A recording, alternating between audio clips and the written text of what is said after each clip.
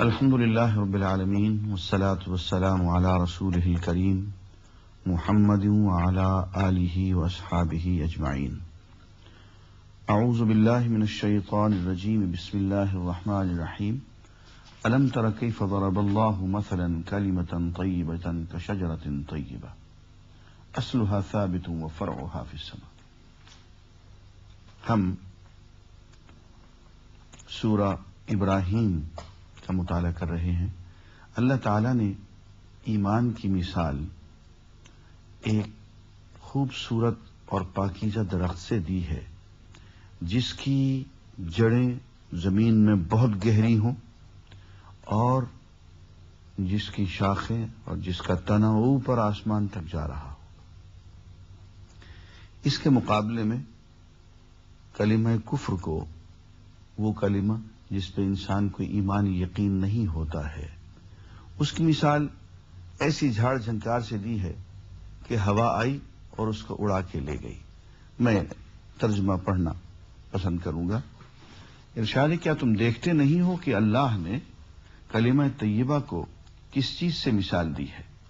اس کی مثال ایسی ہے جیسے ایک اچھی ذات کا درخت جس کی جڑ زمین میں گہری جمی ہوئی ہے اور شاخیں آسمان تک پہنچی ہوئی ہیں.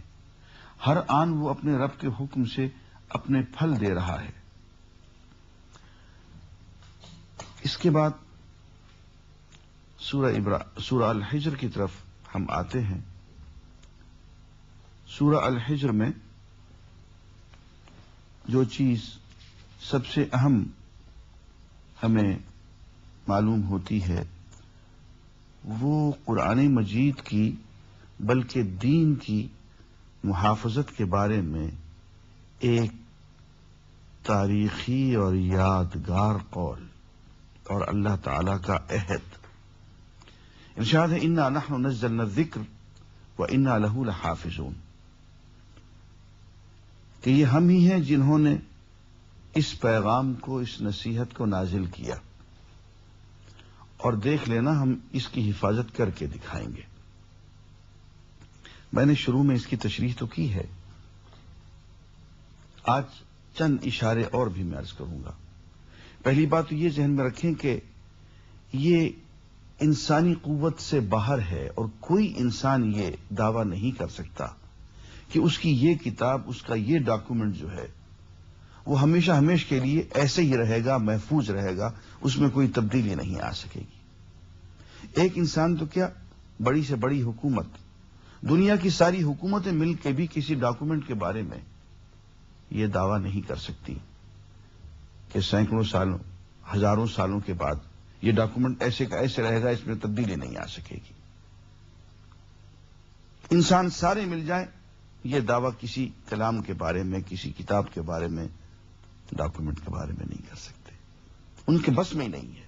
لیکن قرآن مجید کے بارے میں یہ دعویٰ ایک جگہ نہیں، 20 جگہ خود قرآن مجید کے اندر موجود ہے، اور دعویٰ اللہ کی طرف سے ہے کہ دیکھو یہ میں نے نازل کیا ہے اور میں اس کی پوری پوری حفاظت کر کے بتاؤں گا. اور ناظرین، آپ جانتے ہیں کہ تاریخی طور پہ یہ بات ثابت ہے، اور اس کو غیر مسلم بھی مانتے ہیں کہ قرآن مجید کی حفاظت کی گئی ہے. اس کا متن، اس کا ٹیکسٹ جو ہے وہ بالکل وہی ہے جو آج سے 1400 سال پہلے حضور اکرم صلی اللہ علیہ وسلم کے سامنے تھا، صحابہ کے سامنے تھا. آج میں اس بات کو ذرا سا اور آگے بڑھاتا ہوں. قرآن مجید میں الذکر کے الفاظ استعمال کیے گئے.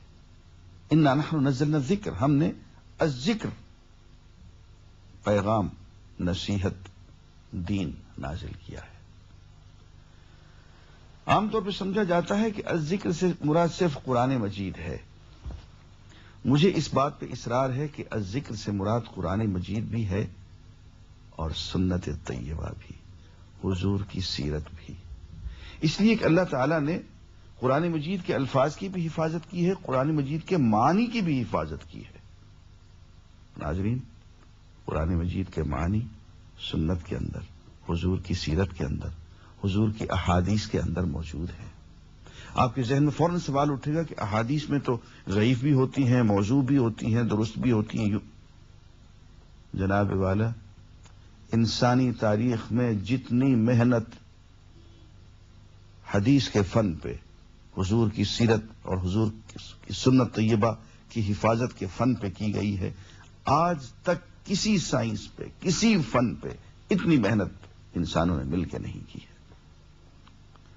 یعنی 10 لاکھ محدثین تو ہمارے سامنے موجود ہیں جنہوں نے احادیث کو منتقل کیا، اور ایک ایک حدیث کو وہ اس طرح سے چھانٹ پٹک کے ہمارے سامنے پیش کرتے ہیں کہ اس کو بالکل کیٹیگرائز کر کے رکھ دیا ہے انہوں نے۔ اور پھر قرآن خود کہتا ہے آگے چل کے سورہ النحل میں، وَأَنزَلْنَا إِلَيْكَ الذِّكْرَ لِتُبَيِّنَ لِلنَّاسِ مَا نُزِّلَ إِلَيْهِمْ، اے نبی ہم نے آپ کی طرف ذکر نازل کیا تاکہ آپ لوگوں پہ واضح کر دیں، بیان کر دیں ما نزل الیہم، جو ان پہ نازل کیا گیا ہے۔ معلوم یہ ہوا کہ جو نازل کیا گیا ہے اس کے علاوہ بھی ایک ذکر اللہ نے حضور پہ نازل کیا ہے۔ وہ کیا ہے؟ وہ یہی حکمت ہے، پریکٹیکل وزڈم ہے، قرآن مجید کی پریکٹیکل ڈیمونسٹریشن ہے، وہ یہی سیرت ہے، سنت ہے، جو خود قرآن سے ثابت ہو رہی ہے کہ اللہ تعالیٰ نے ایک تو وہ وحی ہے جو کہ قرآن کی شکل میں آ گئی ہے، اور ایک وہ وحی الہام ہے جو حکمت کی شکل میں حضور کے دل پہ القاء کیا گیا ہے، الفاظ کی شکل میں ہمارے سامنے موجود نہیں ہے، وہ حضور کی عملی زندگی کی شکل میں ہمارے سامنے موجود ہے۔ اس اعتبار سے دیکھا جائے تو قرآن مجید کے الفاظ کی بھی حفاظت کی گئی ہے، قرآن مجید کے معانی کی بھی حفاظت کی گئی ہے، اور وہ حضور کی سیرت طیبہ اور حضور کی سنت طیبہ کی شکل میں اور احادیث کے ذخیرے کی شکل میں ہمارے سامنے موجود ہے۔ ناظرین، سورہ الحجر ختم کرتے ہوئے میں وہ آیات تلاوت کروں گا، ان کا ترجمہ، جس میں ہمارے کھلے دشمن کا ذکر ہے کہ کس طرح سے اس نے مہلت مانگی ہے ہمیں بہکانے کے لیے۔ ان آیات کو غور سے سنیے کیونکہ یہ سیلف ایکسپلینیٹری ہیں۔ ارشاد باری تعالیٰ ہے، رب نے پوچھا، اے ابلیس تجھے کیا ہوا کہ تو نے سجدہ کرنے والوں کا ساتھ نہ دیا؟ اس نے کہا، میرا یہ کام نہیں ہے کہ میں اس بشر کو سجدہ کروں جسے تو نے سڑی ہوئی مٹی کے سوکھے گارے سے پیدا کیا۔ رب نے فرمایا، اچھا تو نکل جا یہاں سے، کیونکہ تو مردود ہے اور اب روز جزا تک تجھ پر لعنت ہے۔ اس نے عرض کیا، میرے رب یہ بات ہے تو پھر مجھے اس روز تک کے لیے مہلت دے جبکہ سب انسان دوبارہ اٹھائے جائیں گے۔ فرمایا، اچھا تجھے مہلت ہے، تجھے مہلت ہے اس دن تک جس کا وقت ہمیں معلوم ہے۔ وہ بولا، میرے رب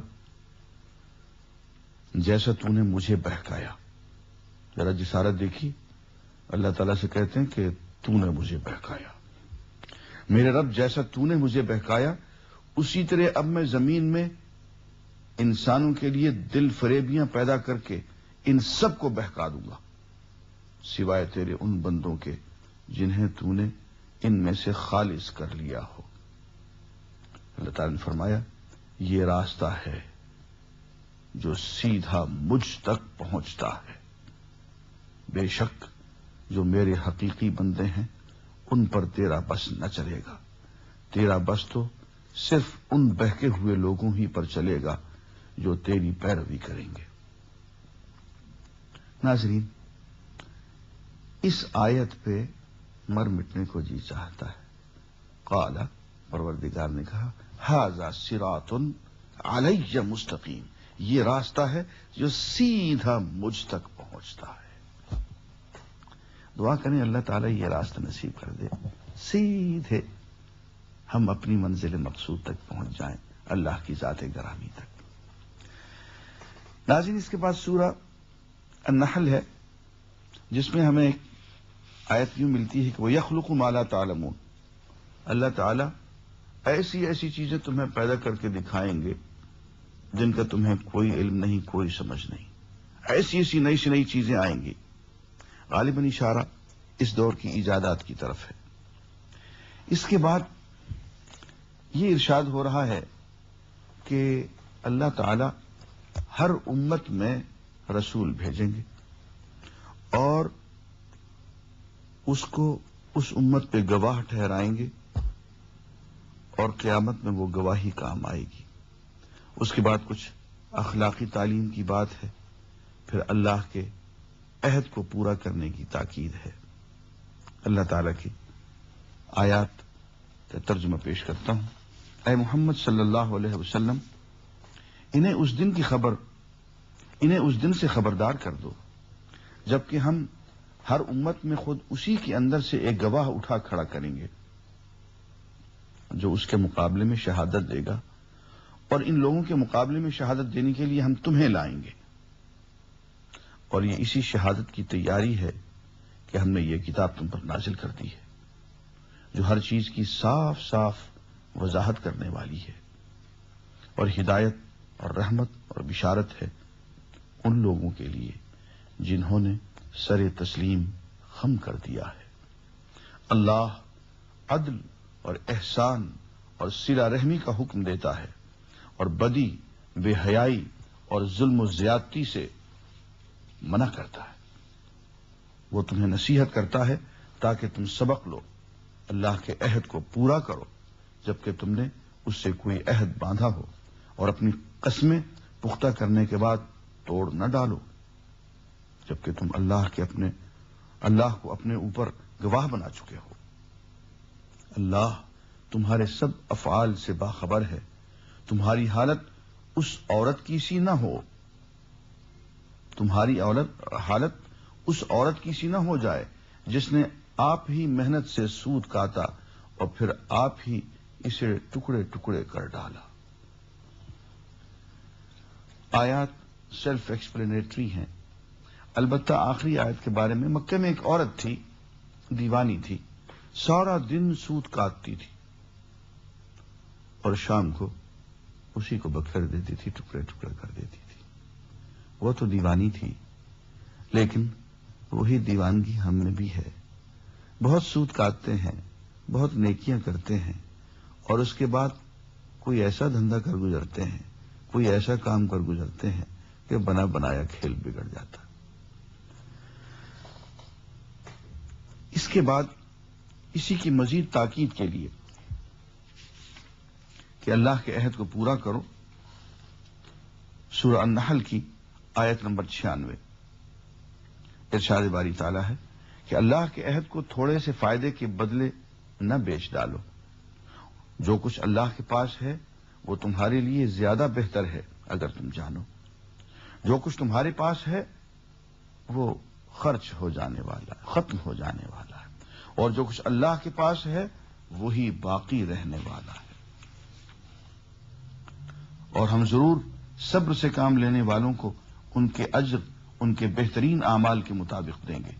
جو شخص بھی نیک عمل کرے گا، خواہ وہ مرد ہو یا عورت، بشرطے کہ ہو وہ مومن، اسے ہم دنیا میں پاکیزہ زندگی بسر کرائیں گے،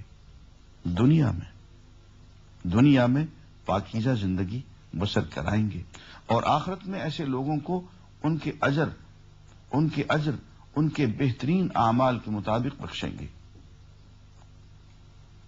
اس کے بعد ایک حکم کہ پھر جب تم قرآن پڑھنے لگو تو شیطان رجیم سے خدا کی پناہ مانگ لیا کرو، اور وہ اس لیے کہ قرآن مجید شیطان پہ سب سے بھاری چیز ہے، اور شیطان کی اصل اسٹریٹجی یہ ہے کہ انسان کو قرآن نہ پڑھنے دیا جائے، اللہ کے پیغام سے دور رکھا جائے، اس لیے کہ اللہ تعالیٰ سے قریب کرنے والی اور سب سے زیادہ قریب کرنے والی جو چیز ہے وہ اللہ کا پیغام ہے، کہ اللہ سے نام و پیام ہی نہ چلنے دو ان کا۔ اس کی اسٹریٹجی یہ ہے کہ اول تو انسان قرآن ہی نہ پڑھے، اور پڑھے تو اس کو سمجھنے نہ پائے، اور کچھ سمجھ میں آ جائے تو اس پہ عمل نہ کرنے پائے۔ پھر جب تم قرآن پڑھنے لگو تو شیطان رجیم سے خدا کی پناہ مانگ لیا کرو، اسے ان لوگوں پر تسلط حاصل نہیں ہوتا جو ایمان لاتے اور اپنے رب پر بھروسہ کرتے ہیں، اس کا زور تو انہی لوگوں پر چلتا ہے جو اس کو اپنا سرپرست بناتے ہیں اور اس کے بہکانے سے شرک کرتے ہیں۔ اس سورہ کے آخر میں تبلیغ کے سلسلے میں کہ دین کی تبلیغ کیسے کرنی چاہیے، قرآن مجید کی وہ آیات ہیں جو میرا جی چاہتا ہے ہم میں سے ہر ایک کو زبانی یاد ہونی چاہیے۔ ادع الی سبیل ربک بالحکمۃ والموعظۃ الحسنہ وجادلہم باللتی ہی احسن۔ ترجمہ آیات کا یہ ہے، اے نبی صلی اللہ علیہ وسلم، اپنے رب کے راستے کی طرف دعوت دو حکمت اور عمدہ نصیحت کے ساتھ، اور لوگوں سے گفتگو کرو، مباحثہ کرو ایسے طریقے پر جو بہترین ہو۔ تمہارا رب ہی زیادہ بہتر جانتا ہے کہ کون اس کی راہ سے بھٹکا ہوا ہے اور کون راہ راست پر ہے، اور اگر تم لوگ بدلہ لو تو بس اسی قدر لے لو جس قدر تم پر زیادتی کی گئی ہو، لیکن اگر تم صبر کرو تو یقیناً یہ صبر کرنے والوں ہی کے حق میں بہتر ہے۔ اے محمد صلی اللہ علیہ وسلم، صبر سے کام کیے جاؤ، اور تمہارا یہ صبر اللہ ہی کی توفیق سے ہے۔ ان لوگوں کی حرکات پر رنج نہ کرو اور نہ ان کی چال بازیوں پر دل تنگ ہو، اللہ ان لوگوں کے ساتھ ہے جو تقوی سے کام لیتے ہیں۔ ناظرین، یہاں پہ اللہ تعالی نے جن باتوں کا حکم دیا ہے اس میں سب سے پہلے تو حکمت ہے، دانائی، دانشمندی، اور دوسرے میٹھی نصیحت، عمدہ نصیحت۔ بات میٹھے انداز میں کرنی ہے، اس انداز میں نہیں کہ سننے والے کو ریپگننس محسوس ہو، وہ کہے گا یہ کیا مصیبت پڑ گئی مجھے، کوئی دھمکانے آ گیا، ڈرانے آ گیا ہے۔ بہت پیارے انداز میں عمدہ نصیحت فرمایا، موعظۃ الحسنہ۔ جیسے کہ اللہ تعالیٰ نے حضرت موسیٰ اور حضرت ہارون سے یہ کہا فرعون کی طرف کہ قولا لہ قولا لینا، اس کے ساتھ ذرا نرم لہجے میں بات کرنا۔ فرعون ہے تو اس کی فرعونی کے انداز میں ترکی بترکی جواب نہ دینا، وہ تو فرعونیت سے بات کرے گا، لیکن تم قولا لینا، نرم لہجے میں، موعظۃ حسنہ، میٹھی نصیحت، پیاری نصیحت کے انداز میں جو دل میں اترے، حکمت کے ساتھ بات کرنا، اور گفتگو کرنا تو اس انداز میں کہ دوسرے کو تکلیف نہ پہنچے۔ اس کو جدال احسن کہتے ہیں۔ بہترین طریقے پہ گفتگو کرنا، بہت منطقی انداز میں۔ فرمایا کہ جادلہم باللتی ہے احسن، ایسے انداز میں گفتگو کرنا کہ دوسرا آدمی قائل بھی ہو جائے، مائل بھی ہو جائے۔ ناظرین، میں قرآن مجید سے 2-3 مثالیں دوں گا کہ انبیاء کا طریقہ گفتگو کیا تھا، لوگ کس لہجے میں بات کرتے تھے، اور وہ انبیاء جواباً کس لہجے میں بات کرتے تھے۔ اے کاش یہ بات ہمارے مبلغین کو معلوم ہو جائے کہ گفتگو کے دوران دوسرے پہ چھا جانا یہ خوبی کی بات نہیں ہے۔ بعض دفعے دب جانا بھی خوبی کی بات ہوتی ہے، پیچھے ہٹ جانا بھی خوبی کی بات۔ آپ نے دیکھنا سیدنا ابراہیم علیہ السلام کو نمرود نے کہا کہ میں زندہ بھی کر سکتا ہوں، مار بھی سکتا ہوں، مگر بہت اچھا، پیچھے ہٹ گئے، لیکن نئی بات لے کے آئے جس میں کہ نمرود کے پاس جواب نہیں تھا کہ اچھا بتاؤ، میرا رب تو سورج مشرق سے طلوع کرتا ہے، تو تم خدا ہو، سورج پہ تمہیں اختیار تو ہوگا، آج مغرب سے طلوع کر دو۔ اور یہ بھی نہیں کہا کہ تمہیں اختیار نہیں ہے، تم مغرب سے طلوع نہیں کر سکتے ہو، نہیں نہیں نہیں، بڑے پیارے انداز میں کہا کہ اگر خدا ہو تو سورج پہ تو تمہیں اختیار ہوگا، آج مغرب سے طلوع کر دو۔ سیدنا نوح علیہ الصلوۃ والسلام طویل عرصہ تک قوم کو راہ ہدایت کی طرف بلاتے رہے۔ قوم نے کس طرح سے خطاب کیا؟ کہتے ہیں انا لنراک فی ضلال مبین، ہم تو تمہیں کھلی ہوئی گمراہی میں پاتے ہیں۔ اب اگر کوئی مجھ جیسا آدمی ہوتا تو یوں کہتا کہ ہاں کافر تم ہو، مشرک تم ہو، بتوں کی پوجا تم کرتے ہو، شراب، زنا، فلاں فلاں فلاں فلاں فلاں، جوا، یہ ساری گندگیاں تم کرتے ہو، گمراہ مجھے کہتے ہو۔ لیکن نبی نے ان کے گندے اعمال کی طرف اشارہ نہیں کیا، ان کو الزامی جواب نہیں دیا، بلکہ ان کے اس الزام کا کہ انا لنراک فی ضلال مبین، کہ تم تو گمراہ آدمی ہو، صریح گمراہی میں مبتلا ہو، دیکھیے نبی کیا جواب دیتا۔ کہتے ہیں یا قوم، اے میری قوم، لیس بی ضلالہ، مجھے کوئی گمراہی اپنے اندر نظر نہیں آ رہی، میں گمراہ نہیں ہوں، ولکنی رسول من رب العالمین، تم سے مختلف تمہیں اس لیے نظر آ رہا ہوں، میں رب العالمین کی طرف سے رسول بنا کے بھیجا گیا۔ تم میرے مقام کو نہیں سمجھ رہے ہو، میری رسالت کو تم گمراہی سمجھ رہے ہو، یہ گمراہی نہیں ہے، یہ تو اللہ تعالیٰ کی طرف سے بہت بڑا منصب ہے۔ اور دیکھیے حضرت ہود سے ان کی قوم یوں کہتی ہے، انا لنراک فی صفاحہ وانا لنظنک من الکاذبین، اے ہود ہم دیکھتے ہیں کہ تم بے وقوفی میں اور حماقت میں پڑے ہوئے ہو، اور دیکھتے ہیں کہ تم جھوٹ بولتے، جھوٹوں میں سے ہو، تم احمق بھی جھوٹے بھی، نعوذ باللہ، ایک نبی کو کہا جا رہا۔ اب وہ جوابی کارروائی کے طور پہ اپنی قوم کی ساری گندگیاں اور گناہ اور سارے ان کو آئینہ دکھا دیتا کہ تم کیا ہو، دیکھو۔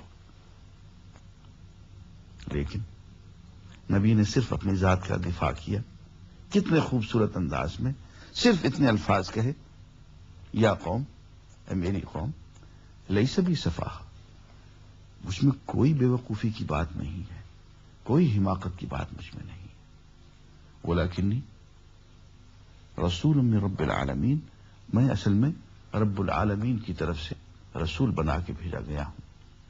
میری گفتگو اور تمہاری گفتگو میں، میرے انداز زندگی میں اور تمہارے انداز زندگی میں بہت فرق ہے، ہم بہت الگ الگ ڈفرنٹ ویو لینگتھس پر ہیں، اس لیے میری شخصیت، میرا منصب، میری تعلیم تمہاری سمجھ میں نہیں آ رہی۔ یہ بے وقوفی نہیں ہے، یہ رسالت ہے، یہ نبوت ہے۔ ناظرین، یہ طریقہ ہوتا ہے دعوت دینے کا۔ ادع الی سبیل ربک بالحکمت والموعظۃ الحسنہ وجادلہم باللتی ہی احسن۔ اس کے بعد ناظرین ہم سورہ بنی اسرائیل کی طرف آتے ہیں۔ سورہ بنی اسرائیل کا دوسرا نام سورہ اسراء ہے۔ اس میں سورہ میں ابتدا سے حضور اکرم صلی اللہ علیہ وسلم کے معراج کا ذکر ہے کہ کس طرح سے آپ کو راتوں رات پہلے مکہ مکرمہ سے بیت المقدس لے جایا گیا۔ معراج کے ذکر کے بعد انسان کے نام اعمال کا ذکر آ رہا، اور یہ کہ ہر شخص کا نام اعمال، اس کا شگون، اس کا نصیبہ اس کی گردن میں لٹکا ہوا ہے۔ اس وقت تو اس کو نظر میں نہیں آ رہا ہے، لیکن قیامت کے دن یہ سب کچھ اس کے سارے اعمال مشکل ہو کے، مجسم ہو کے اس کے سامنے آ کے اس کے گلے میں لٹک جائیں گے۔ اور کیا شکل ہوگی؟ دیکھیے آیت کا ترجمہ پڑھتا ہوں۔ یہ بنی اسرائیل کی آیت نمبر 13 ہے۔ ہر انسان کا شگون ہم نے اس کے اپنے گلے میں لٹکا رکھا ہے، اور قیامت کے روز ہم ایک نوشتہ اس کے لیے نکالیں گے جسے وہ کھلی کتاب کی طرح پائے گا۔ پڑھ اپنا نامہ اعمال، آج اپنا حساب لگانے کے لیے تو خود ہی کافی ہے۔ جو کوئی راہ راست اختیار کرے اس کی راست روی اس کے اپنے ہی لیے مفید ہے، اور جو گمراہ ہو اس کی گمراہی کا وبال اسی پر ہے۔ کوئی بوجھ اٹھانے والا دوسرے کا بوجھ نہ اٹھائے گا، اور ہم عذاب دینے والے نہیں ہیں جب تک کہ لوگوں کو حق و باطل کا فرق سمجھانے کے لیے ایک پیغامبر نہ بھیج دیں۔ جب ہم کسی بستی کو ہلاک کرنے کا ارادہ کرتے ہیں تو اس کے خوشحال لوگوں کو حکم دیتے ہیں، اور وہ اس میں نافرمانیاں کرنے لگتے ہیں، تب عذاب کا فیصلہ اس بستی پر چسپاں ہو جاتا ہے اور ہم اسے برباد کر کے رکھ دیتے ہیں۔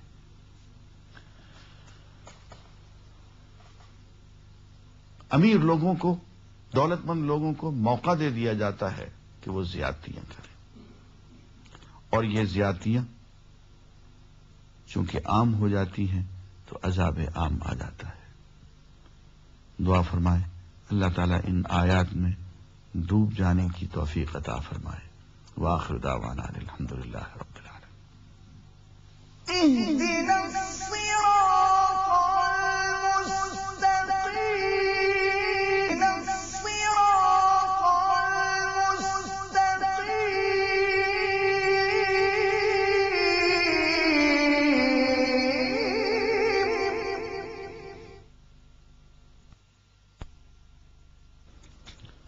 الحمد للہ رب العالمین والصلاة والسلام علی رسولہ الکریم محمد وعلی آلہ واصحابہ اجمعین۔ اعوذ باللہ من الشیطان الرجیم، بسم اللہ الرحمن الرحیم۔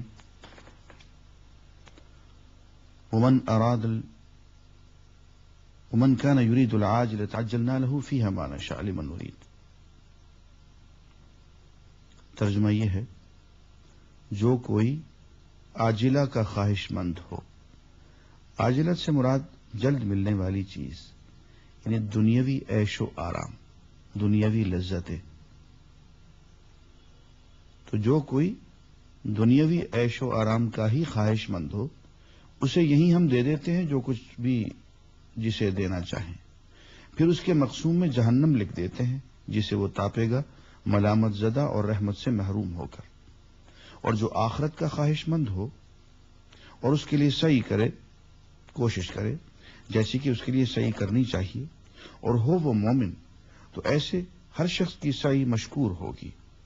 ان کو بھی اور ان کو بھی، دونوں فریقوں کو ہم دنیا میں سامان زندگی دیے جا رہے ہیں۔ یہ تیرے رب کا عطیہ ہے اور تیرے رب کی عطا کو روکنے والا کوئی نہیں ہے۔ ناظرین، یہ اللہ تعالیٰ کی سنت ہے، اس کو توفیق کہتے ہیں۔ اللہ تعالیٰ ہر شخص کو اس کی اپنی چوائس کے مطابق توفیق دیتا ہے، جو اسی دنیاوی زندگی کے عیش و آرام پہ ہی مر مٹے اور اس کے لیے ہی دن رات کوشش میں لگا رہے، تو اللہ تعالیٰ اسی کی توفیق دے دیتے ہیں۔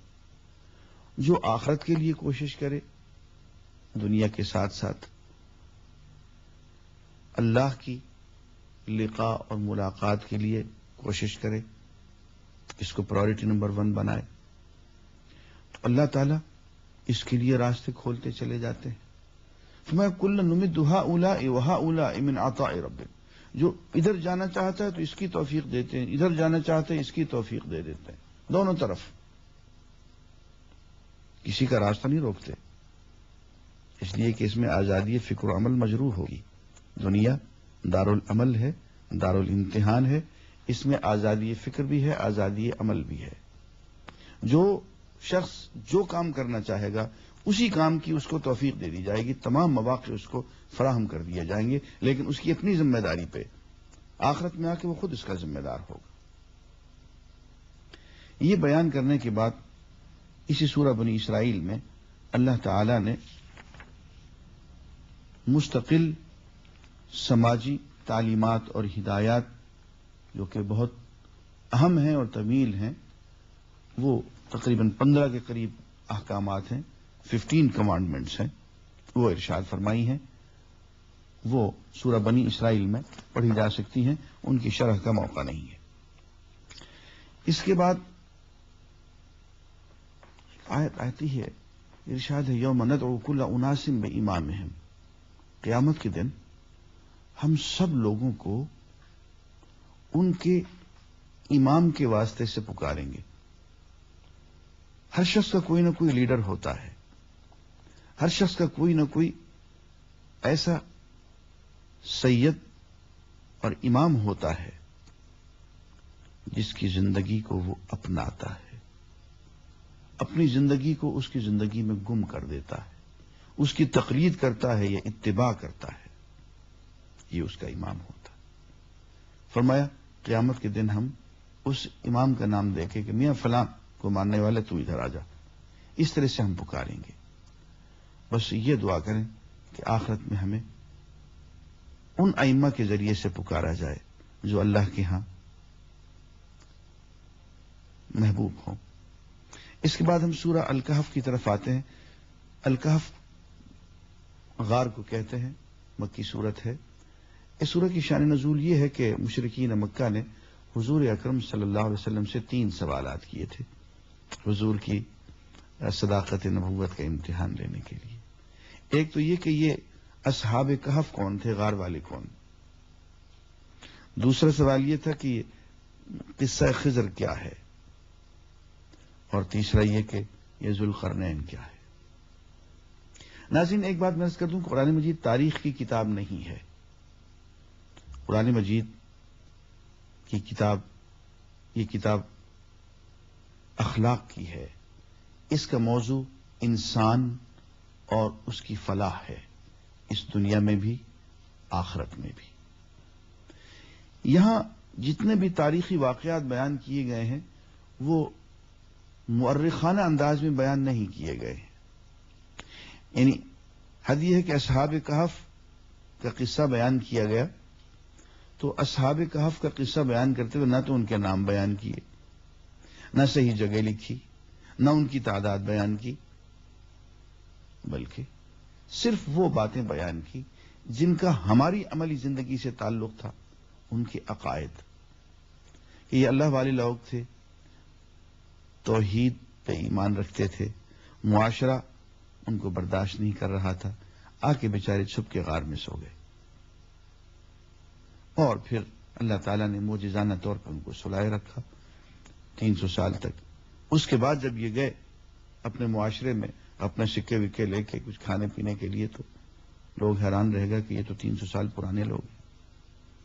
اور اس زمانے میں وہاں ایک بحث چل رہی تھی کہ اللہ تعالیٰ آخرت میں مردوں کو کیسے زندہ کریں گے، تو یہ خود ثبوت بن کے آ گئے۔ ایسی قصہ خضر ہے۔ دیکھیے خضر کا نام تو میں استعمال کر رہا ہوں، قرآن مجید میں تو اس بندے کا نام نہیں، عبد من عبادنا، ہمارے بندوں میں سے ایک بندہ۔ اور یہ واقعہ کس سمندر میں ہوا، کس مقام پہ ہوا، کیا ہوا، اس بستی کا کیا نام تھا، قرآن اس کا نام نہیں دیتا۔ غیر معمولی غیر ضروری معلومات قرآن نہیں دیتا۔ تاریخ کی کتاب نہیں ہے، اخلاق کی کتاب ہے۔ اس کا جو اخلاقی پہلو تھا، اخلاقی سبق تھا، وہ بتا دیا گیا۔ حضرت موسیٰ علیہ الصلوۃ والسلام کو یہ بتانے کے لیے کہ ایک تو نظام زندگی تم یہ دیکھ رہے ہو، اور اس میں جو قوانین اور احکام ہیں شریعت کی شکل میں ہم نے تمہیں دے دیے ہیں، اور ایک نظام ہم بھی چلاتے ہیں اپنے فرشتوں کے ذریعے سے، اپنے تکوینی امور پہ معین بندوں کے ذریعے سے۔ وہ نظام ذرا مختلف ہوتا ہے، ذرا یوں دیکھ لو کہ جاتے جاتے کشتی میں چھید کر دیا، اور وہ کشتی کو بچانا مقصود تھا، جاتے جاتے ایک بچے کو مار دیا، اس کے والدین کو اس کی شر سے بچانا مقصود تھا۔ 2 بچے ہیں، ان کا خزانہ ایک جگہ چھپا ہوا ہے، دیوار گر گئی ہے، خزانہ ظاہر ہونے کا خطرہ ہے، اللہ کے نبی کو اور ولی کو حکم دیا کہ کھڑے ہو کے دیوار بناؤ۔ ان بچوں کا والد کان ابوہما صالحا، نیک آدمی تھا۔ معلوم ہوا کہ اولاد میں اگر والدین میں کوئی نیک ہو تو اولاد کو اس کا فائدہ پہنچتا ہے۔ تو یہ 3 آگے ذوالقرنین کا واقعہ ہے، ایک بادشاہ جس نے اللہ کے حکم کو، شریعت کو اپنے ملک میں نافذ کیا اور لوگوں کو یاجوج اور ماجوج کے ظلم سے بچایا۔ تو یہ تینوں قصے سورہ الکہف میں آتے ہیں، ان کی تفصیلات آپ جانتے ہوں گے۔ میں اس میں جو باتیں اس وقت براہ راست ہم سے متعلق ہیں وہ چند انتخاب کر کے میں عرض کرتا ہوں۔ قرآن مجید کے بارے میں ارشاد ہوتا ہے، الکہف آیت نمبر 26-27، اے نبی تمہارے رب کی کتاب میں سے جو کچھ تم پر وحی کیا گیا ہے اسے جوں کا تم سنا دو، کوئی اس کے فرمودات کو اب آئندہ بدل نہیں پائے گا، اللہ کے کلام کو بدلا نہیں جا سکتا، اور اگر تم کسی کی خاطر اس میں رد و بدل کرنے کی کوشش کرو گے تو اس سے بچ کر بھاگنے کے لیے کوئی جائے پناہ نہ پاؤ گے، اور اپنے دل کو ان لوگوں کی معیت پر مطمئن کرو جو اپنے رب کی رضا کے طلبگار بن کر صبح و شام اسے پکارتے ہیں اور ان سے ہرگز نگاہ نہ پھیرو۔ کیا تم دنیا کی زینت پسند کرتے ہو؟ کسی ایسے شخص کی اطاعت نہ کرو جس کے دل کو ہم نے اپنی یاد سے غافل کر دیا ہے اور جس نے اپنی خواہش نفس کی پیروی اختیار کر لی ہے اور جس کا طریقہ کار افراط و تفرید پر مبنی ہے۔ صاف کہہ دو کہ یہ حق ہے تمہارے رب کی طرف سے، اب جس کا جی چاہے مان لے اور جس کا جی چاہے انکار کر دے۔ اس کے بعد اسی صورت میں دنیاوی زندگی، حیات دنیا کے بارے میں بہت خوبصورت مثال دی گئی ہے، اور پھر آخرت کا ایک خوبصورت نقشہ کھینچا گیا ہے کہ اس میں کس طرح سے انسانوں کے اعمال پیش کر دیے جائیں گے۔ یہ ارشاد ہوتا ہے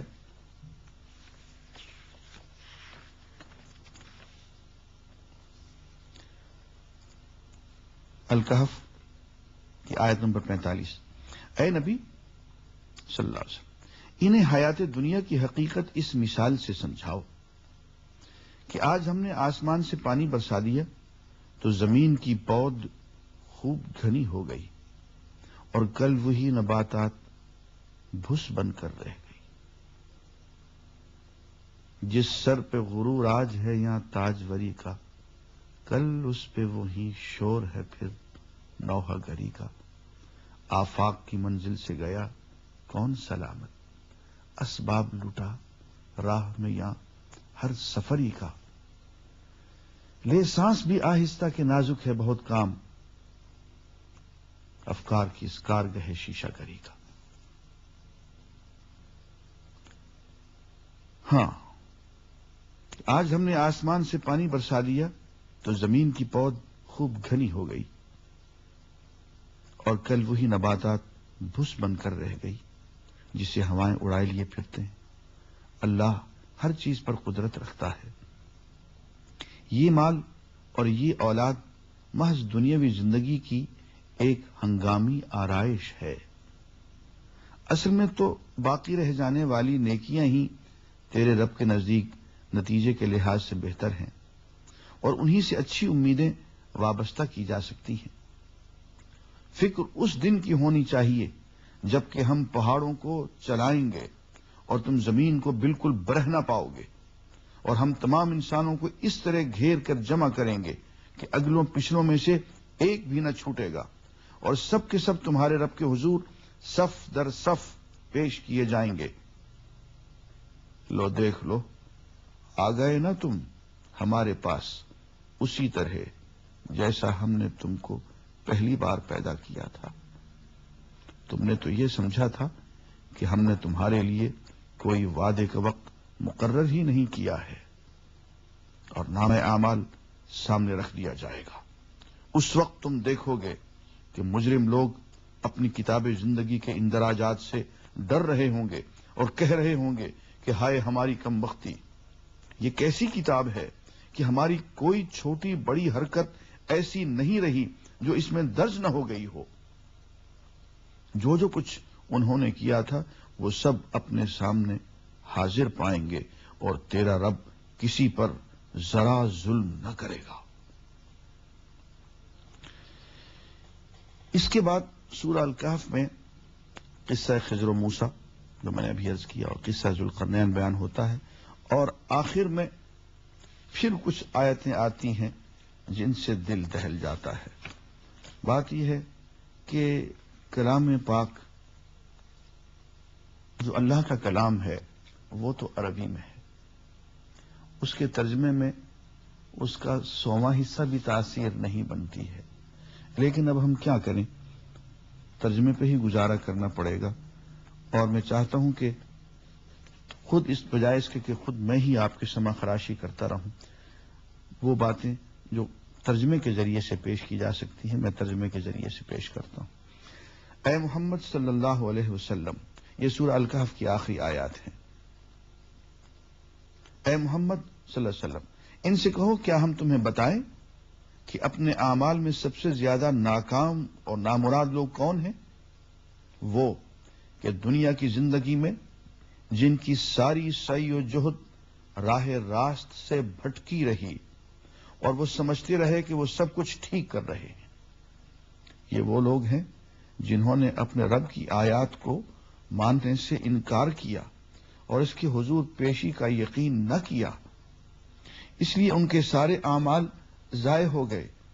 قیامت کے روز ہم انہیں کوئی وزن نہ دیں گے، ان کی جزا جہنم ہے اس کفر کے بدلے جو انہوں نے کیا اور اس مذاق کی پاداش میں جو وہ میری آیات اور میرے رسولوں کے ساتھ کرتے رہے۔ البتہ وہ لوگ جو ایمان لائے اور جنہوں نے نیک عمل کیے، ان کی میزبانی کے لیے فردوس کے باغ ہوں گے جن میں وہ ہمیشہ رہیں گے، اور کبھی اس جگہ سے نکل کر کہیں جانے کو ان کا جی نہ چاہے گا۔ اے محمد صلی اللہ علیہ وسلم، کہو کہ اگر سمندر میرے رب کی باتیں لکھنے کے لیے روشنائی بن جائے تو وہ ختم ہو جائے، مگر میرے رب کی باتیں ختم نہ ہوں، بلکہ اگر اتنی ہی روشنائی ہم اور لے آئیں تو وہ بھی کفایت نہ کرے۔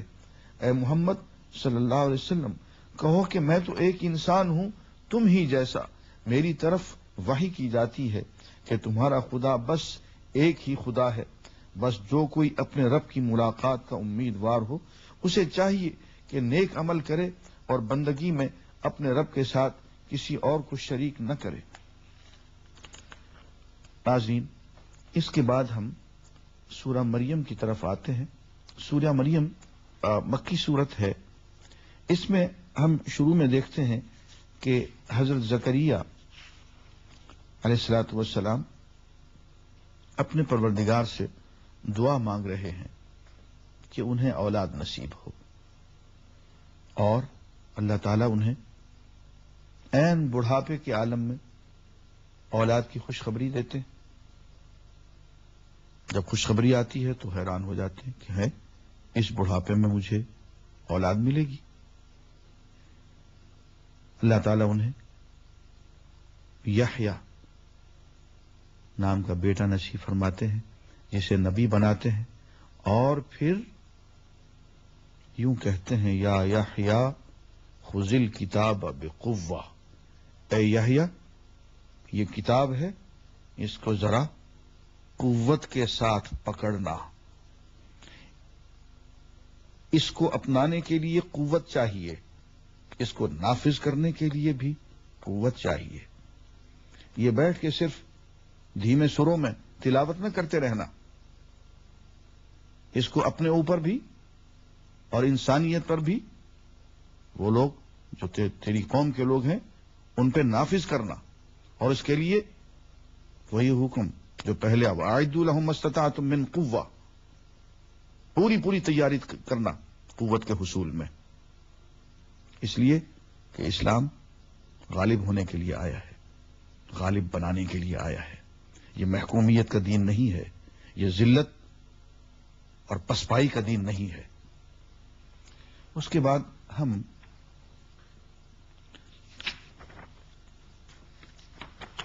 ایک یہاں سے پھر میں ترجمہ پڑھوں گا۔ آیت نمبر 59 سورہ مریم،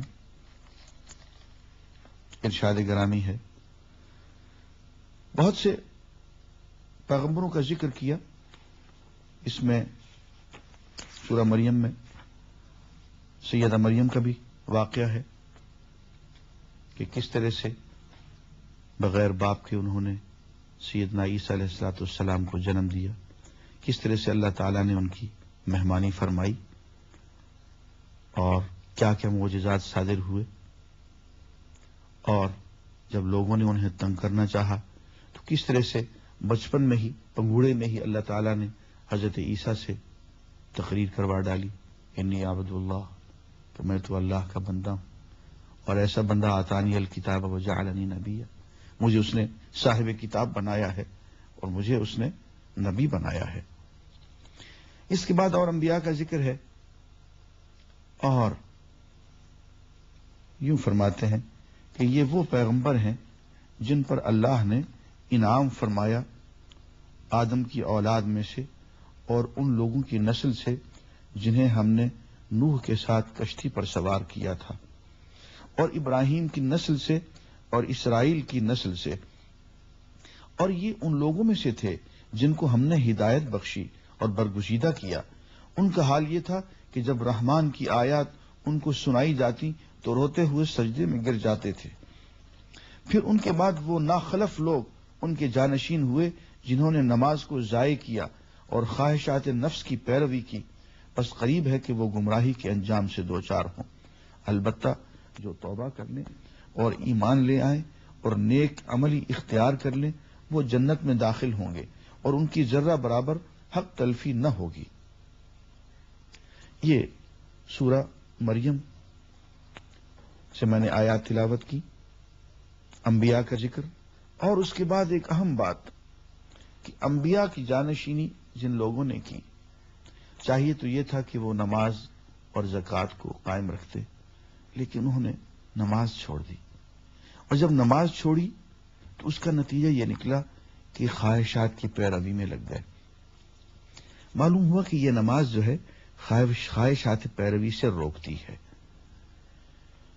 اور جب خواہشات پیروی میں لگ گئے تو ایک گمراہی پھر دوسری گمراہی، ایک گمراہی دوسری گمراہی کو جنم دیتی ہے، تو پھر گمراہیوں میں پڑتے چلے گئے۔ ناظرین، اس کے بعد ہم سورہ طٰہٰ کی طرف آتے ہیں۔ سورہ طٰہٰ میں ابتدا حضرت موسیٰ علیہ السلام کے قصہ سے ہوتی ہے۔ موسیٰ علیہ السلام کا قصہ آپ لوگ جانتے ہیں، پورا بیان کرنے کا موقع نہیں ہے۔ ایک قبطی کو مار کے بھاگ نکلے، مدین پہنچے، حضرت شعیب کے ہاں رہے، سال 8-10 سال رہے، پھر وہاں سے شادی کر کے چلے، راستے میں ہیں، نبوت مل گئی، رسالت مل گئی، معجزات مل گئے۔ ید بیضا کا معجزہ کہ ہاتھ اپنے پہلو میں ڈالو اور اتنا روشن، اتنا سفید کہ اندھیرے کو دور کر دے۔ نبی اندھیرے کو دور کرنے کے لیے ہی تو آتا ہے۔ اور کہا کہ یہ لکڑی جو تمہارے ہاتھ میں ہے پھینکو، پھینک دی، اژدہا بن گیا۔ ڈر گئے،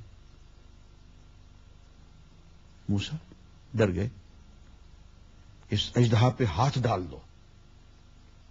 اژدہا پہ ہاتھ ڈال دیا، پھر وہی لکڑی کی لکڑی بن گیا۔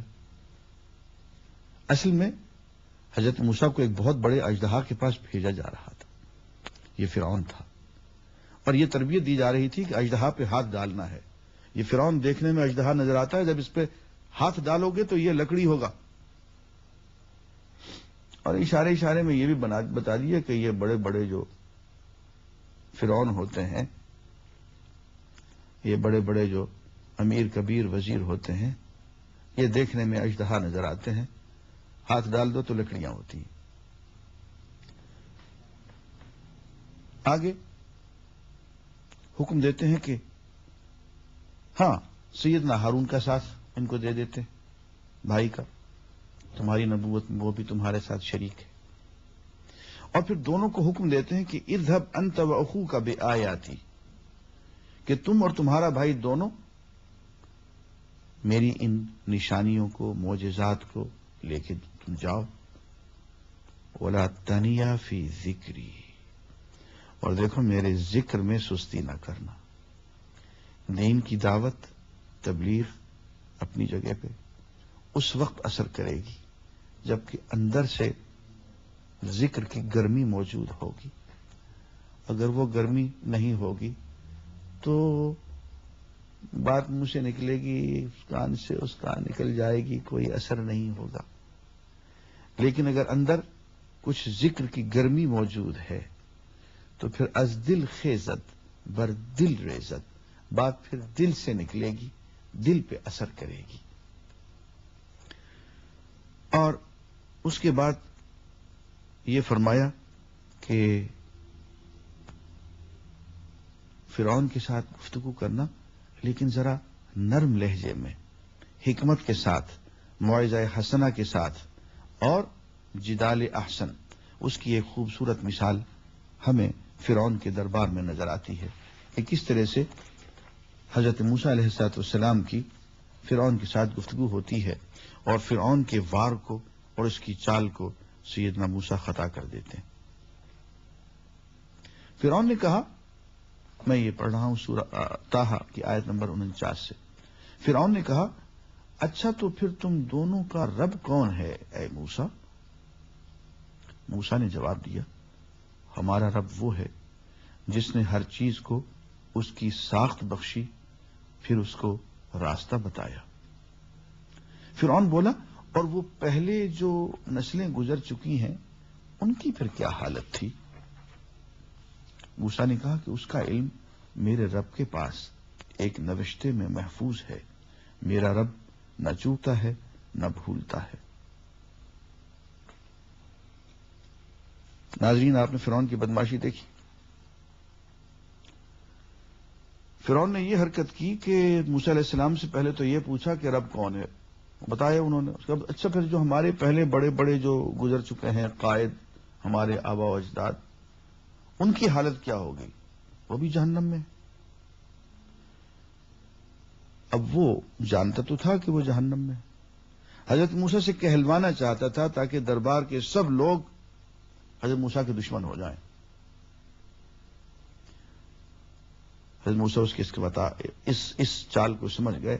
آپ نے جو جواب دیا وہ یہ نہیں کہ وہ جہنم میں پڑے سڑ رہے ہیں، بلکہ یہ کہا کہ ان کا حال اللہ جانے، اللہ نہ بھولتا ہے نہ چوکتا ہے۔ اسے کہتے ہیں حکمت تبلیغ۔ وآخر دعوانا الحمدللہ رب العالمین۔ اهدنا الصراط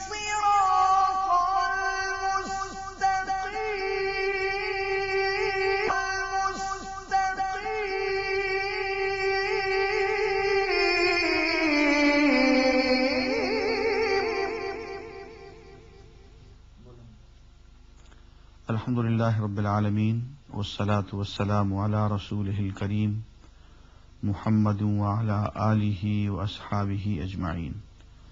اعوذ باللہ من الشیطان الرجیم، بسم اللہ الرحمن الرحیم۔ قال یا ہارون ما منعک اذ رأیتهم ضلوا الا تتبعن افعصیت امری؟ قال یا ابن ام لا تأخذ بلحیتی ولا برأسی انی خشیت ان تقول فرقت بین بنی اسرائیل ولم ترقب قولی۔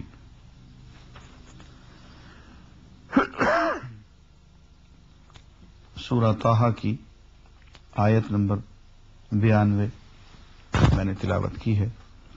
ترجمہ یہ ہے، پہلے اس کا میں بیک گراؤنڈ پس منظر عرض کر دوں کہ اللہ تعالی نے حضرت موسیٰ علیہ السلام کو معراج پہ بلایا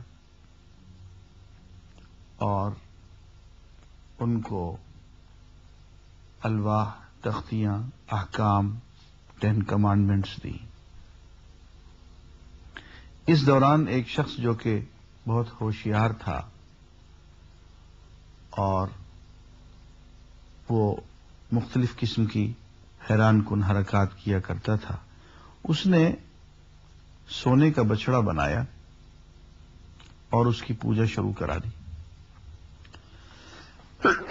حضرت ہارون نے قوم کو روکا، سمجھایا۔ کچھ لوگ باز آ گئے، کچھ لوگ باز نہ آئے۔ حضرت موسیٰ جب واپس آئے تو انہوں نے دیکھا کہ ان کی قوم کے کچھ لوگ بچڑے کی پوجا کر رہے ہیں، تو انہوں نے سیدنا ہارون کے ساتھ سختی کی، ڈانٹا، بلکہ جیسے کہ قرآن کے الفاظ سے معلوم ہوتا ہے کہ ان کو سر سے پکڑ لیا اور جھنجھوڑنے لگے۔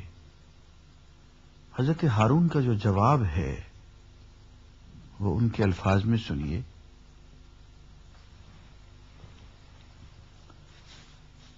موسیٰ علیہ السلام قوم کو ڈانٹنے کے بعد ہارون کی طرف پلٹا اور بولا، ہارون، تم نے جب دیکھا تھا کہ یہ گمراہ ہو رہے ہیں تو کس چیز نے تمہارا ہاتھ پکڑا تھا کہ میرے طریقے پر عمل نہ کرو؟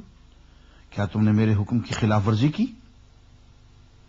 ہارون علیہ السلام جواب دیا، اے میری ماں کے بیٹے، میری داڑھی نہ پکڑ، نہ میرے سر کے بال کھینچ۔ مجھے اس بات کا ڈر تھا کہ تو آ کر کہے گا کہ تم نے بنی اسرائیل میں پھوٹ ڈال دی اور میری بات کا پاس نہ کیا۔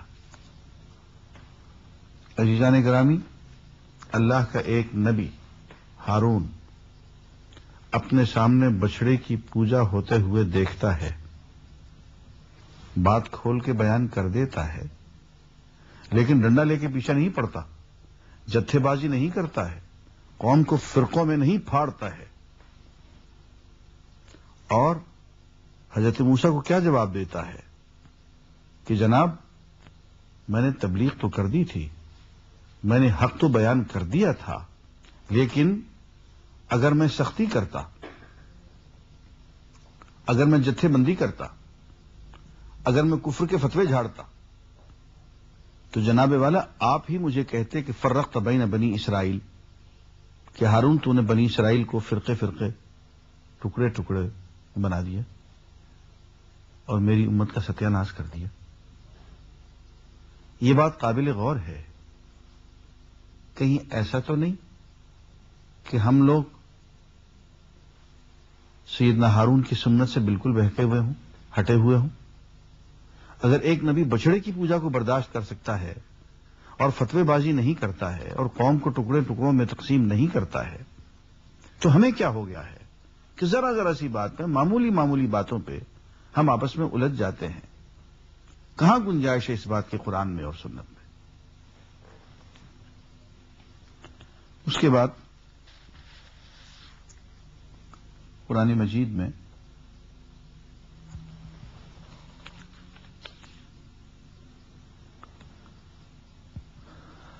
قرآن مجید کے بارے میں ایک اہم آیت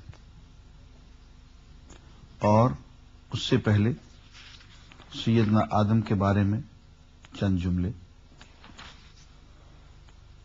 سورہ طٰہٰ آیت نمبر 122۔ آدم نے اپنے رب کی نافرمانی کی اور راہ راست سے بھٹک گیا، پھر اس کے رب نے اسے برگزیدہ کیا اور اس کی توبہ قبول کر لی اور اسے ہدایت بخشی اور فرمایا، تم دونوں فریق یعنی انسان اور شیطان یہاں سے اتر جاؤ، تم ایک دوسرے کے دشمن رہو گے۔ اب اگر میری طرف سے تمہیں کوئی ہدایت پہنچے تو جو کوئی میری اس ہدایت کی پیروی کرے گا وہ نہ بھٹکے گا نہ بدبختی میں مبتلا ہوگا، اور جو میرے ذکر، پیغام، قرآن، درس نصیحت سے منہ موڑے گا اس کے لیے دنیا میں تنگ زندگی ہوگی اور قیامت کے روز ہم اسے اندھا اٹھائیں گے۔ وہ کہے گا، پروردگار، دنیا میں تو میں آنکھوں والا تھا، مجھے اندھا کیوں اٹھایا؟ اللہ تعالیٰ فرمائے گا، ہاں اسی طرح تو ہماری آیات کو جبکہ وہ تیرے پاس آئی تھی تو نے بھلا دیا تھا، اسی طرح آج تو بھلایا جا رہا ہے۔ یہ اندھا اٹھانے کی بات جو ہے اس کا تعلق اس آیت سے بھی ہے جو ہم نے بہت شروع میں پڑھی تھی، قد جاءکم بصائر من ربکم، دیکھو تمہارے پاس پروردگار کی طرف سے بصیرت کی روشنیاں پہنچ گئی ہیں۔ فمن ابصر، جس نے ان کو آنکھیں کھول کے پڑھا، فلنفسہ، اس میں اس کا اپنا بھلا ہے، ومن عمی، جو اندھا ہو کے رہا، فعلیہا، تو اس کا وبال اسی پر ہوگا، اور اس کا ایک وبال یہ ہے، وَنَحْشُرُهُ يَوْمَ الْقِيَامَةِ أَعْمَى، قیامت کے دن ہم اس کو اندھا اٹھائیں گے۔ اس کے بعد ناظرین ہم سورہ انبیاء کی طرف منتقل ہوتے ہیں۔ سورہ انبیاء مکی سورت ہے، اس میں انبیاء کرام کے حالات ہیں، اور خاص طور پہ حضرت ابراہیم کا واقعہ. ویسے تو اس سورت میں حضرت لوط کا واقعہ بھی ہے، حضرت داؤد، حضرت سلیمان، حضرت اسماعیل، حضرت ادریس، حضرت ذوالکفل، حضرت ایوب، حضرت یونس، حضرت زکریا، سب کے واقعات تھوڑا تھوڑا بیان کیے ہیں. لیکن حضرت ابراہیم کے واقعہ کو ذرا مزے لے کے بیان کیا ہے. یہاں سیدنا ابراہیم کی توحید پرستی کا واقعہ بیان کرتے ہوئے جو بات ایک حدیث میں آئی ہے میں اس کا اضافہ کرنا چاہوں گا. سیدنا ابراہیم کو جب آگ میں ڈالا جا رہا تھا تو اس وقت سیدنا جبریل سامنے نمودار ہوئے اور کہنے لگے کہ ابراہیم، میرے لائق کوئی خدمت، کوئی ضرورت، کوئی حاجت؟ اب سیدنا ابراہیم عین اس وقت جبکہ انہیں آگ میں پھینکا جا رہا تھا تو حاجت تو تھی، ضرورت تو تھی. جبریل سے کہہ سکتے تھے کہ میاں ایک پر مارو اور اس آگ کو بجھاؤ، کیا مصیبت ہے یہ، ہٹاؤ اسے.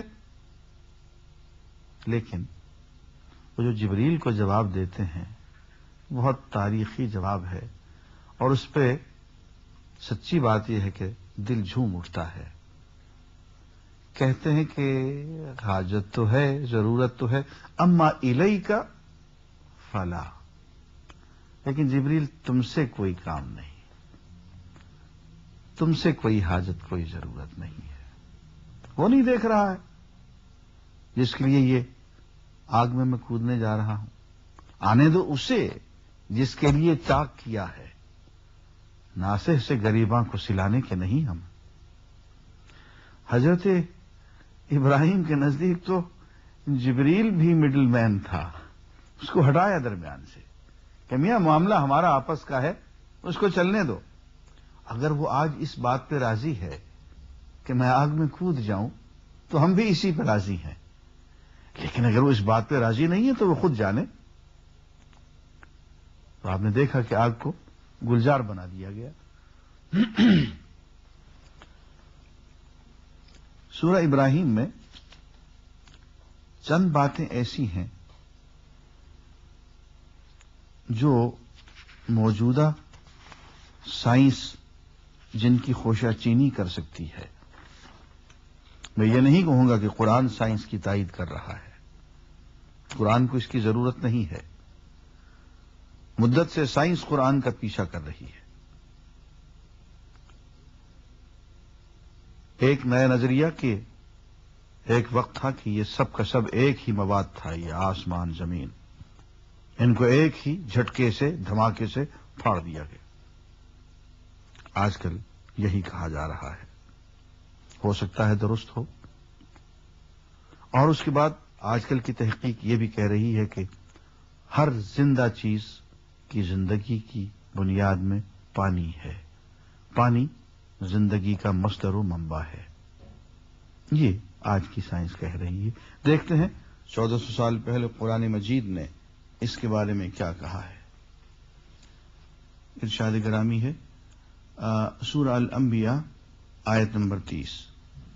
کیا وہ لوگ جنہوں نے نبی کی بات ماننے سے انکار کر دیا ہے غور نہیں کرتے کہ یہ سب آسمان اور زمین باہم ملے ہوئے تھے، پھر ہم نے انہیں جدا کیا اور پانی سے ہر زندہ چیز پیدا کی. کیا وہ ہماری اس خلاقی کو نہیں مانتے؟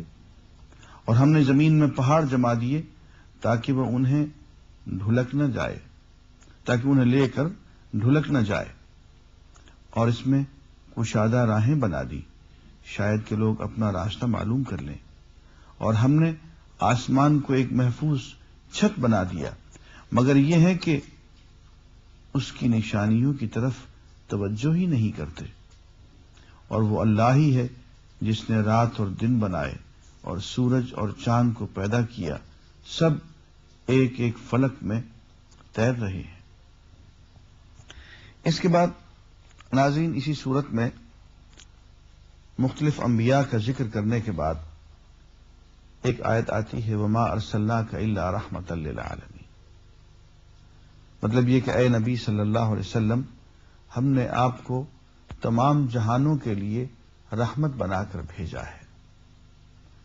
معلوم یہ ہوا کہ حضور سے پہلے جتنے انبیاء تھے یا رسول تھے وہ خاص قوم کے لیے، خاص علاقے کے لیے اور خاص وقت کے لیے، لیکن حضور اکرم صلی اللہ علیہ وسلم کی نبوت اور آپ کی رسالت آفاقی ہے۔ ناظرین، اس کے بعد ہم سورہ الحج کی طرف آتے ہیں۔ یہ سورہ مدنی ہے اور ہم اس کی ابتدا سے چلتے ہیں کہ اس کی ابتدائی آیات پھر پیس آف لٹریچر ہیں۔ یوں ارشاد ہے، لوگو اپنے رب کا تقوی اختیار کرو، حقیقت یہ ہے کہ قیامت کا زلزلہ بڑی ہولناک چیز ہے۔ جس روز تم اسے دیکھو گے حال یہ ہوگا کہ ہر دودھ پلانے والی اپنے دودھ پیتے بچے سے غافل ہو جائے گی، ہر حاملہ کا حمل گر جائے گا اور لوگ تم کو مدہوش نظر آئیں گے حالانکہ وہ نشے میں نہ ہوں گے، بلکہ اللہ کا عذاب ہی کچھ ایسا سخت ہوگا۔ بعض لوگ ایسے ہیں جو علم کے بغیر اللہ کے بارے میں بحثیں کرتے ہیں اور ہر شیطانی سرکش کی پیروی کرنے لگتے ہیں، حالانکہ اس کے تو نصیب ہی میں یہ لکھا ہے کہ جو اس کو دوست بنائے گا اسے وہ گمراہ کر کے چھوڑے گا اور عذاب جہنم کا راستہ دکھائے گا۔ لوگو اگر تمہیں زندگی بعد موت کے بارے میں کچھ شک ہے تو تمہیں معلوم ہو کہ ہم نے تم کو مٹی سے پیدا کیا ہے، پھر نطفے سے، پھر خون کے لوتھڑے سے، پھر گوشت کی بوٹی سے جو شکل والی بھی ہوتی ہے اور بے شکل بھی۔ یہ ہم اس لیے بتا رہے ہیں تاکہ تم پر حقیقت واضح کریں۔ ہم جس نطفے کو چاہتے ہیں ایک وقت خاص تک رحموں میں ٹھہرائے رکھتے ہیں، پھر تم کو ایک بچے کی صورت میں نکال لاتے ہیں، پھر تمہیں پرورش کرتے ہیں تاکہ تم اپنی پوری جوانی کو پہنچو، اور تم میں سے کوئی پہلے ہی واپس بلا لیا جاتا ہے اور کوئی بدترین عمر کی طرف پھیر دیا جاتا ہے تاکہ سب کچھ جاننے کے بعد پھر کچھ نہ جانے۔ اور تم دیکھتے ہو کہ زمین سوکھی پڑی ہے، پھر جہاں ہم نے اس پر مہ برسایا کہ یکایک وہ پھبک اٹھی اور پھول گئی اور اس نے ہر قسم کی خوش منظر نباتات اگلنی شروع کر دی۔ یہ سب کچھ اس وجہ سے ہے کہ اللہ ہی حق ہے اور وہ مردوں کو زندہ کرتا ہے اور وہ ہر چیز پر قادر ہے، اور یہ اس بات کی دلیل ہے کہ قیامت کی گھڑی آ کر رہے گی، اس میں کسی شک کی گنجائش نہیں، اور اللہ ضرور ان لوگوں کو اٹھائے گا جو قبروں میں جا چکے ہیں۔ ناظرین، یہ سورہ الحج کی ابتدائی آیات تھی جو سیلف ایکسپلینیٹری ہیں۔ اللہ تعالی حضرت ابراہیم کو حج کے لیے اذان کا حکم دیتے ہیں، وَأَذِّن فِي النَّاسِ بِالْحَجِّ، لوگوں کے لیے حج کا اذن عام، اذان کہہ دو۔ یہاں ایک سوال پیدا ہوتا ہے کہ جس وقت وہ اذان کہہ رہے تھے وہاں ان کے بیٹے اسماعیل کے علاوہ کوئی اور سننے والا نہیں تھا، لیکن اللہ تعالی نے یہ اذان سنوا دی، اور ہاں وقفہ تو آیا، چند ہزار سال تو گزر گئے، لیکن اس کے بعد جو سلسلہ شروع ہوا ہے تو لوگ لبیک اللہم لبیک کہتے ہوئے، اسی اذان کے جواب میں لبیک کہتے ہوئے عمرے پہ، حج پہ مستقل چلے جا رہے ہیں، اور یہ سلسلہ تھمنے میں نہیں آ رہا۔ اس کے بعد شرک کے موضوع پہ اور شعائر اللہ کے موضوع پہ قرآن مجید کی آیات کا ترجمہ ہے۔ شعائر سے مراد، شعائر شاعرہ کی جمع ہے، شاعرہ محسوس علامت کو کہتے ہیں، تو دین کی کچھ محسوس علامات ہوتی ہیں۔ قرآن مجید میں ارشاد گرامی ہے،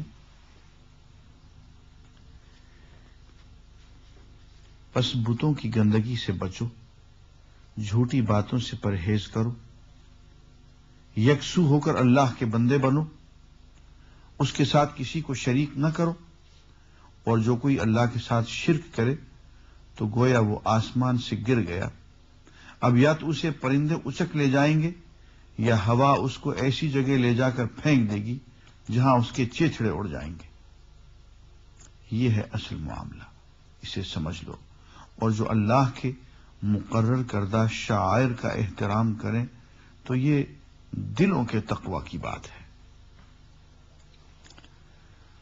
شعائر اللہ کا احترام کرنا من تقوی القلوب، دلوں کے تقوی کی بات ہے۔ اچھا، شعائر میں سے، اللہ کی نشانیوں میں سے ایک نشانی جو آگے بتائی جا رہی ہے، جو حج کے دوران نمودار ہوتی ہے، وہ ہے وَالْبُدْنَ جَعَلْنَاهَا لَكُم مِّن شَعَائِرِ اللَّهِ۔ یہ قربانی کے جو اونٹ ہیں، ان کو بھی ہم نے تمہارے لیے اللہ کی نشانیوں میں سے، شعائر میں سے بنا دیا۔ اب جو اونٹ، قربانی کے جانور تم نے طے کر دیا کہ حج پہ لا کے ان کو ذبح کرنا ہے، تو یہ بھی شعائر اللہ میں سے ہو گیا۔ اب ان کی بھی تعظیم کرو، لاتے ہوئے ان کی پٹائی نہ کرو، ان کو بھی پیار سے لاؤ۔ ناظرین، ایک بات میں پوچھتا ہوں، اگر قربانی کے جانور بھی شعائر اللہ میں سے ہے اور اس کی تعظیم کا ہمیں حکم دیا جا رہا ہے، تو یہ دینی ادارے، دینی درسگاہیں، یہ علم کے مراکز، علماء، اساتذہ، سائنسدان، پروفیسر جو دین کے پشتیبان ہیں، کیا یہ شاعر اللہ نہیں ہے؟ کیا یہ ہمارے اسکول اور کالج یہ شاعر اللہ نہیں ہے؟ مساجد تو ہیں، لیکن یہ اسکول اور کالج بھی جہاں سے پڑھ کے ہم اس قابل بنتے ہیں کہ اپنے دین کا اور ملک کا دفاع کر سکیں، کیا یہ شاعر اللہ نہیں ہے؟ کیا ان کی تعظیم ہم پہ اور ہمارے طلباء پہ واجب نہیں ہے؟ آخر میں